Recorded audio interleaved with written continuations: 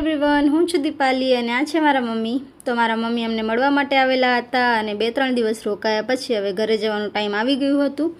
તો જ્યારે મમ્મી આવવાના હોય ત્યારે તો બહુ એક્સાઇટમેન્ટ હોય, પણ જ્યારે જવાના હોય ત્યારે મન થોડું તો દુઃખી થાય. પણ હવે મમ્મી વગર બધાનું કામ અટકી જાય છે એટલે પાછા તો જવું પડશે.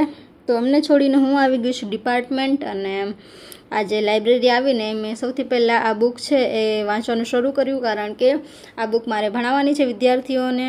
તો થોડા ટાઈમમાં લેક્ચર પણ હશે, તો બુક વાંચતા વાંચતા મેં નોટ્સ પણ બનાવી લીધી, જેથી પોઈન્ટ ટુ પોઈન્ટ વાત થાય લેક્ચરમાં અને કશું છૂટી ના જાય.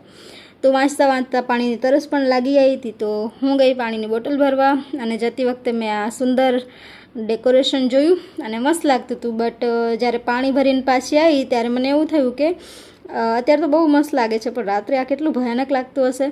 તો મારા મનમાં ખબર નહીં આવા ફાલતુ વિચારો ક્યાંથી આવે છે, તો એને ઇગ્નોર કરો અને જલ્દીથી પાણી પીને પાછા વાંચવા બેસી જઈએ, જેથી 2-3 દિવસથી જે નથી વંચાયું એ બધું કવર થઈ જાય અને જ્યારે લેક્ચર આવે ત્યારે ઇઝીલી હું ભણાવી શકું.